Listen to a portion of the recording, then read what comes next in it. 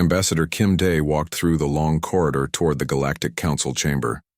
His black shoes made soft sounds on the smooth metal floor. He carried a simple briefcase with Earth's documents inside. Behind him, 2 other humans followed quietly. They all wore dark blue suits that looked plain compared to the strange clothing they had seen on other beings in the station. The corridor walls were made of something that looked like crystal, but it was stronger than any material on Earth. Through the walls, Kim could see space and distant stars. This was Kepler's Gate, the biggest space station in the galaxy. It was here that new species came to ask for permission to trade with other worlds. Kim stopped at a large door that was twice as tall as any human. Strange symbols glowed on its surface. A voice spoke in his mind, not through his ears. This was how most aliens communicated here. Earth delegation, you may enter. The door opened without sound. Kim stepped inside and stopped. The chamber was huge, bigger than any building he had ever seen. The ceiling disappeared into darkness above. 12 different creatures sat on platforms that floated in the air. Each one looked completely different from the others. One looked like a giant snake with arms. Its skin was silver and covered in scales. Another lived inside a large tank filled with blue liquid. It had tentacles instead of legs and eyes that glowed yellow.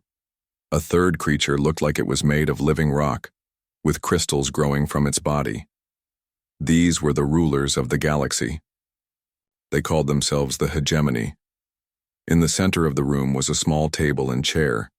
Kim walked toward it, feeling very small. His footsteps echoed in the huge space. Hundreds of other aliens stood along the walls. These were servants and workers from different species. They watched Kim with curious eyes. Kim sat down and placed his briefcase on the table. He looked up at the floating platforms where the council members waited. "Another small species comes before us," said the snake-like creature. Its voice was cold and sharp. "What do you want, human?" Kim stood up slowly. "Honorable council members, I am Kim Dae, speaking for the planet Earth and all humanity. We come seeking basic trading rights. We have metals and food that other species might want. We have people who can work and learn." The creature in the water tank made bubbling sounds. "Your species fights wars. We have studied your history. You kill each other over small pieces of land. Why should peaceful beings trust you?" Kim felt his heart beating fast, but he kept his voice calm. "You are right. Humans have fought many wars. We have made terrible mistakes. But we learned from those mistakes. We learned that fighting only brings pain. We learned that helping each other makes us stronger." The rock-like creature spoke with a voice like grinding stones. "Learning means nothing. Your kind is violent by nature. Violence cannot be changed." "With respect," Kim said quietly, "I disagree. If violence cannot be changed, then why do you rule through fear? Why do you keep other species as servants? Is that not also violence?" The chamber became completely silent. No one had ever spoken to the council this way. The servant species along the walls looked at Kim with wide eyes. Some of them were shaking. The snake creature raised itself higher on its platform. "You dare question our authority? We have brought peace to the galaxy for 3,000 years. "Peace for whom?" Kim asked. "I see workers who look hungry. I see beings who are afraid to speak. I see a system where 12 species control thousands of others. That is not peace. That is control." One of the council members, a creature covered in blue fur, leaned forward. "What would you know about ruling a galaxy, primitive human? Your species cannot even rule one small planet without wars." Kim picked up his briefcase and held it against his chest. "You are right. We cannot rule anything. We do not want to rule anything. We only want to be free to choose our own path and help others choose theirs." The council members looked at each other. They communicated in ways Kim could not understand, through colors and sounds and thoughts. Finally, the snake creature spoke again. "Your request is denied. Earth will remain outside galactic society. You are too dangerous to be trusted with advanced technology or trade routes." Kim nodded slowly. He had expected this answer. I understand your decision, but I want you to know something. Every species in this room was once like us. Every species once had to choose between fear and hope, between taking what they wanted and earning what they needed. You chose fear. We choose hope. He turned and walked toward the door. As he passed the rows of servant species, he saw something in their eyes that had not been there before. They stood a little straighter. Some of them watched him until he disappeared through the door. Behind him, the council members continued their meeting as if nothing had happened. But along the walls, workers and servants whispered to each other in languages the council did not bother to learn. They spoke about the human who had said things no one else dared to say. The seed was planted. 6 months after the council meeting, Dr. Park Ji-min received an emergency message on her medical scanner. The words made her stomach feel sick. A disease was killing thousands of beings on the mining colonies near Kepler 7. The sickness spread fast and the victims died in terrible pain. Ji-min looked at the message again.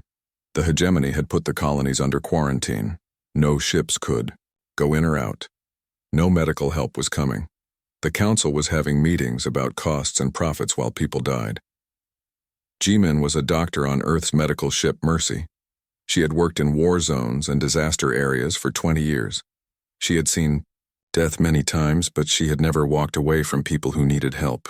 "Captain," she said to the ship's commander, "we need to go to Kepler 7. Captain Lee Sung-woo shook his head. "The hegemony said no ships can enter that area. If we go there, they will arrest us." "Then they will arrest us," Ji-min said simply. "But first we will save as many lives as we can." The Mercy was not a big ship. It carried only 12 medical workers and basic supplies. But it was fast and it could land on planets that bigger ships could not reach. 3 days later, the Mercy landed on Kepler 7's main mining colony. The place looked like a ghost town. Dead bodies lay in the streets. Buildings were empty and dark. The air smelled like death and fear. Ji-min and her team set up their medical station in the colony's main square. They worked quickly, knowing that hegemony ships might come at any time. They had no special equipment, only basic medicines and their own hands to help. The beings on Kepler 7 were called Zephyrians. They looked like humans, but their skin was made of living crystal. When they were healthy, their skin glowed with soft light. When they were sick, the light went out, and their skin turned gray like old stone. The first patients were children. They came slowly, carried by parents who looked ready to die themselves. Ji-min held a small Zephyrian girl in her arms. The child's crystal skin was cold and dark. "What is her name?" Ji-min asked the girl's mother. "Crystal Song of Morning," the mother whispered. "But the song is gone now." Ji-min gave the child medicine and wrapped her in warm blankets. She sang a soft earth lullaby while she worked. Slowly, very slowly, tiny lights began to appear under the girl's crystal skin. Word spread through the colony like wildfire. The humans were helping. They asked for nothing in return. They worked without rest, treating everyone who came to them. By the second day, hundreds of Zephyrians waited in long lines outside the medical station. Ji-min and her team worked 18 hours without stopping. Their supplies were running low, but they kept working. On the third day, the hegemony arrived. 3 large warships appeared in the sky above the colony. They looked like metal spiders with too many legs. Armed soldiers came down from the ships, in small aircraft. The soldiers were not from the ruling species. They were Vorthak, a warrior race that worked for the hegemony. The lead soldier was twice as tall as any human. His armor was black and covered with weapons. His face was hidden behind a metal mask, but his voice was loud and angry. "Humans, you are under arrest. You have violated 17 laws of the Galactic hegemony. Come with us now." Ji-min looked up from the patient she was treating. "I am in the middle of surgery. This being will die if I stop now." "That is not my problem," the soldier said. "You will come now or we will take you by force." Ji-min continued working. Her hands were steady even though her heart was beating fast. "Then you will have to take me by force. I will not let someone die because you are impatient." The soldier raised his weapon, But before he could move, something happened that no one expected. Zephyrian miners began walking out of the buildings around the square. They moved slowly, but they did not stop. Old ones and young ones, sick ones and healthy ones. They formed a circle around the medical station. "You cannot take them," said an old Zephyrian miner. His crystal skin was cracked and scarred from years of hard work. "They stayed when you left us to die." "Stand aside," the soldier commanded. "This is official hegemony business." "No," said another Zephyrian. Then another said, "No." Soon hundreds of voices were saying "no" in the crystal language of their people. The lead soldier looked around at the crowd. He had weapons that could kill all of them in seconds, but he had never seen anything like this before. In 3,000 years of hegemony rule, no servant species had ever stood up to armed soldiers. "We will return," the soldier said finally, "and next time we will bring more ships." The soldiers left, but not before their cameras recorded everything. Within hours, the images were spreading through secret communication networks across the galaxy. Beings everywhere saw the same impossible thing. Humans and aliens standing together, choosing to help each other instead of following orders. The spark had been lit. Soon it would become a fire that would burn across the stars. The story of Kepler 7 traveled through the galaxy like water flowing through cracks in a wall. It moved through hidden communication networks that the hegemony did not know existed. Workers whispered about it in factories. Miners shared it in deep tunnels. Farmers talked about it in distant fields. On the industrial moon of Vega 2, a factory, worker named Crix 9 heard the story while fixing broken machines. Crix 9 belonged to a species called the Builders. They looked like giant insects with 4 arms and hard shells on their backs. For 200 years, the Builders had worked in hegemony factories without asking questions. But now Crix 9 was asking questions. "Why do we work 16 hours every day?" Crix 9 asked his friend Tull 3 during their short meal break. "Because that is the law," Tull 3 replied, eating his small portion of protein paste. "But who made the law?" Crix 9 continued. "And why do the hegemony owners eat real food while we eat this paste?" Tull 3 looked around nervously. "You should not ask such things. They will send you to the punishment center." But Crix 9 could not. Stop thinking about the humans on Kepler 7. They had broken laws to help strangers. They had risked their lives for people they did not even know. If humans could choose to help others, why could the Builders not choose to help themselves? The next day, Crix 9 made a decision. When he saw a younger builder collapse from exhaustion, he stopped his work and helped the fallen worker to the medical station. This was against the rules. Workers were supposed to keep working no matter what happened. "What are you doing?" shouted the Vorthak supervisor. "Get back to your station." "He needs help," Crix 9 said simply. "That is not your job. Your job is to build machines." "My job is to be alive," Crix 9 replied, "and to help others stay alive too." Other workers stopped their machines to watch. They had never seen anyone talk back to a supervisor before. The supervisor raised his shock weapon, but something strange happened. Other builders stepped away from their machines and moved toward Crix 9, not to fight but simply to stand with him. The supervisor looked at his weapon, then at the 50 workers surrounding him. He could hurt 1 or 2, but not all of them. And if production stopped completely, he would be the one in trouble with his bosses. "Get back to work," he said finally. "All of you." But something had changed. The workers went back to their machines, but they moved differently now. They helped each other when supervisors were not watching. They shared their food portions with the sick. They began to remember that they were more than just tools. On agricultural worlds across the Outer Rim, similar things were happening. Farmers who had worked as slaves for generations began asking why they could not keep some of the food they grew. Servants in rich houses began wondering why they were beaten for small mistakes. Lee. So Young moved between these worlds like a shadow. The former Earth diplomat traveled on cargo ships and mining vessels, hidden among supplies and equipment. She never stayed in one place long enough to be caught, but everywhere she went, she left something behind. The idea that choice existed. On the water world of Aquatica 5, So Young met with a group of swimmer workers in a hidden underwater cave. The swimmers looked like large fish with arms and legs. They had lived underwater cities for the hegemony for 800 years. The humans say we can choose, said Finn Dancer, the oldest swimmer in the group. But choose what? We have no weapons. We have no ships. We have nothing but our hands. You have the most powerful thing in the galaxy, So Young replied. You have the ability to say no. And then what? Asked another swimmer. They will punish us. They will take away our food, our homes, our families. So Young nodded. Yes, they will try. But here is what they do not understand. They need you. More than you need them. Who builds their cities? Who grows their food? Who makes their machines work? You do. All of you. Across every world they control. She showed them images on a small device. Pictures of builders helping each other. Stories of farmers sharing food with the hungry. Reports of servants refusing to hurt other servants. It is happening everywhere, So Young said.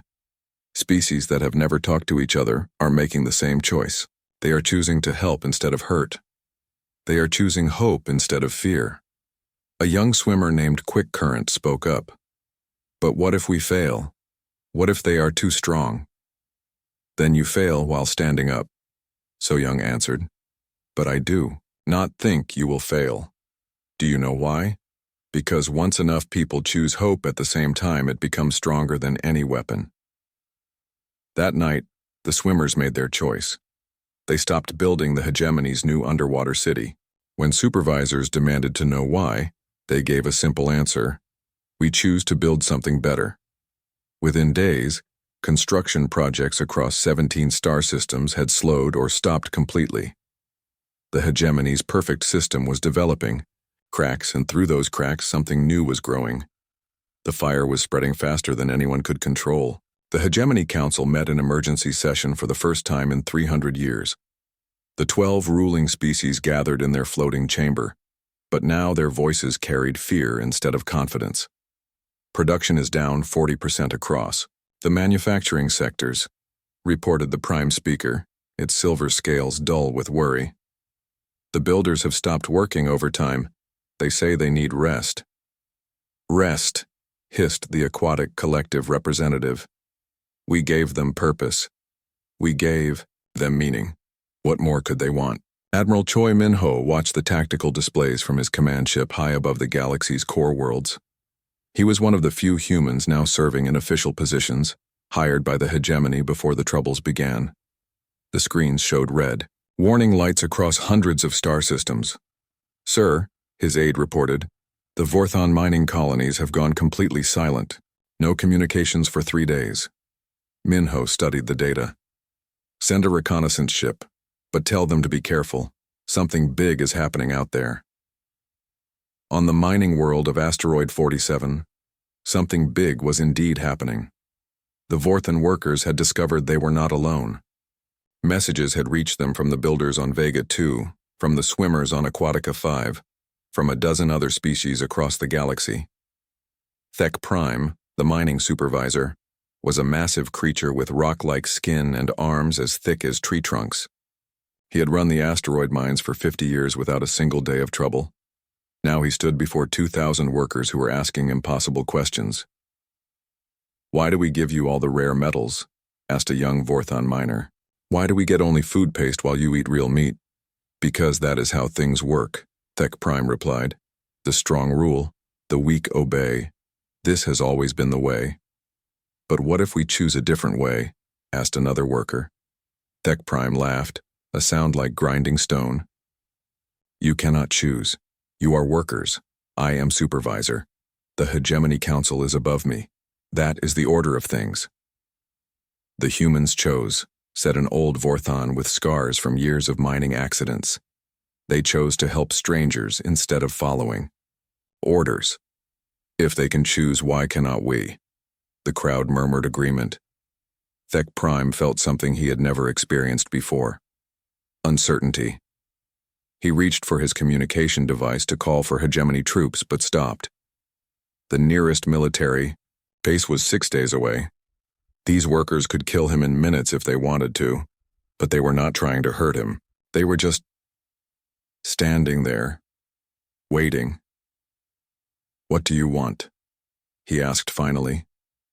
"We want to keep half of what we mine," said the young worker. "We want real food, not paste. We want to rest when we are tired. We want to be treated like people, not like machines." Thek Prime stared at them. "That is impossible. The quotas must be met. The hegemony demands." "Let the hegemony come and mine their own metals," interrupted the old Vorthon. "We are done being slaves." The workers turned and walked away, leaving Thek Prime alone in the empty mining complex. For the first time in 50 years, the machines were silent. Similar scenes played out across the galaxy. On factory worlds, assembly lines stopped moving. On agricultural planets, food shipments ceased. On space stations, maintenance crews went on strike. But this was not just random rebellion. The different species were talking to each other now, sharing information through the same hidden networks that had spread the story of Kepler 7. When the hegemony cut food supplies to punish the builders, the swimmer workers sent fish from their underwater farms. When military forces threatened the miners, factory workers stopped producing weapons and ammunition.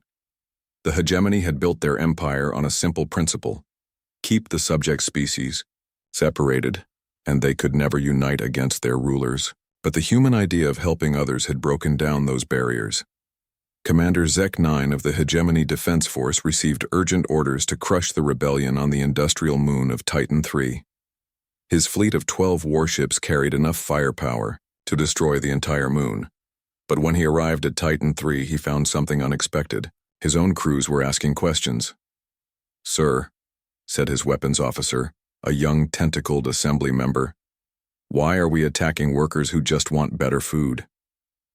"Because they are rebels," Zek 9 replied. "They threaten the peace of the galaxy."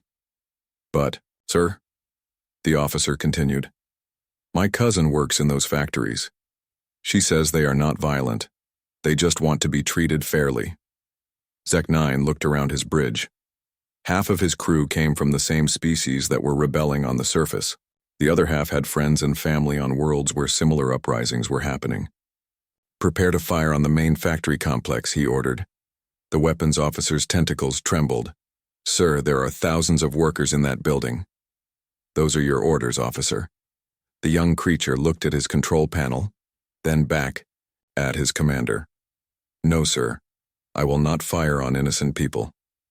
One by one, the other crew members made the same choice. The communications officer refused to jam rebel transmissions. The navigation officer refused to target civilian areas. The security team refused to arrest crew members who would not follow orders. Zek 9 realized that his greatest fear had come true. The rebellion was not just on the planets below. It was on his own ship, in his own crew. The fire had spread everywhere, even into the heart of the hegemony's military. The galaxy was burning with hope, and nothing could put it out.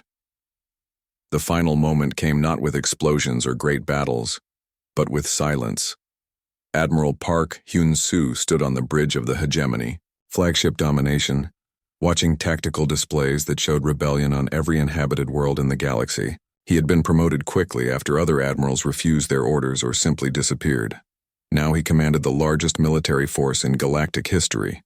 "Sir," reported his aide, "the Council demands immediate action. They want us to destroy 3 rebel worlds as an example to the others." Hyun-soo studied the target list. Kepler 7, where it all began. Vega 2, where the builders first said no. Aquatica 5, where the swimmers chose hope over fear. Millions of innocent beings lived on those worlds. "Prepare the planet-killer weapons," he ordered quietly.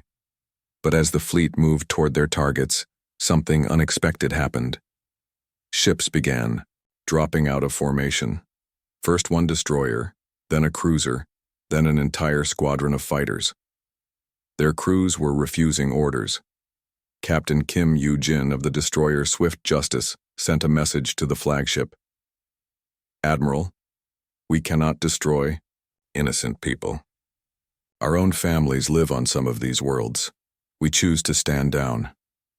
Similar messages came from dozens of ships. Hegemony forces had always been mixed crews from different species. Now those species were choosing their conscience over their orders. On the surface of Kepler 7, Dr. Park Ji-min received word that the hegemony fleet was approaching.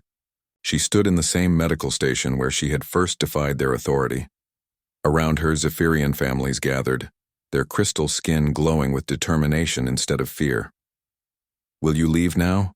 asked Crystal Song of Morning, the little girl Jimin had saved months ago. She was healthy now, her skin bright with inner light. "No," Jimin said, kneeling down to the child's level. "I will stay with you. We will face whatever comes together." But what came was not destruction. Instead, a single message began broadcasting on every communication channel in the galaxy. Ambassador Kim Dae appeared on screens in homes, factories, ships, and government buildings. "My name is Kim Dae of Earth," he began. "Months ago, I stood before the Galactic Council and asked for simple trading rights. They refused, saying humanity was not civilized enough. Perhaps they were correct, but not in the way they thought. Across the galaxy, beings stopped what they were doing to listen. In hegemony command centers, officers paused their work. In rebel hideouts, fighters gathered around communicators. In factories and farms and mines, workers stood in silent groups. We were not civilized enough to accept that some beings matter more than others," Kim continued. "We were not advanced enough to ignore suffering because it was profitable. We were not sophisticated enough to believe that power makes right."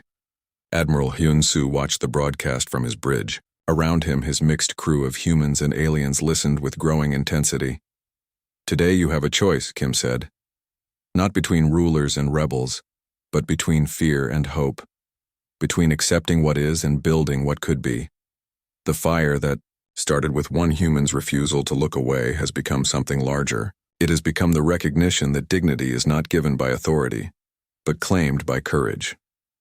On factory worlds, builders set down their tools and walked out into the sunlight for the first time in years. On agricultural planets, farmers opened their storehouses and shared food with everyone who was hungry. On mining asteroids, workers emerged from deep tunnels and saw stars they had forgotten existed. "Choose wisely," Kim concluded. "Choose together. Choose freedom." The broadcast ended, but its effects continued. Across the hegemony fleet, entire crews made their choice. The battleship Crushing Force powered down its weapons and sent a message. "We choose peace." The carrier Endless Night released its fighters and told them to return home to their families. Admiral Hyun-soo looked around his bridge at faces from a dozen different species. His tactical officer was a tentacled assembly member whose homeworld was in rebellion. His communications officer was a builder whose factory had been shut down. His security chief was a swimmer whose people had stopped building underwater cities. "What are your orders, sir?" asked the tactical officer. Hyun-soo walked to the command chair where he had sat for 2 years, following orders without question.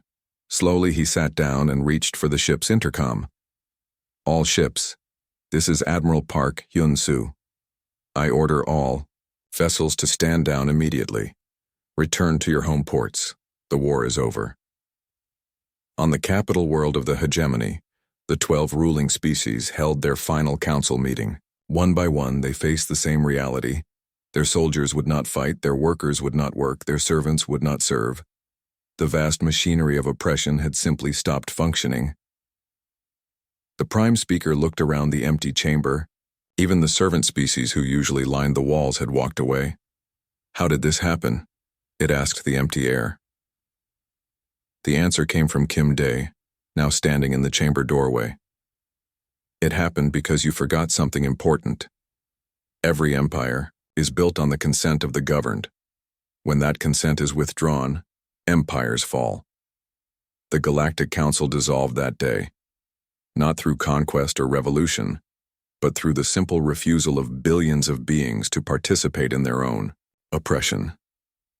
The fire had burned across every star, and from its ashes something new began to grow.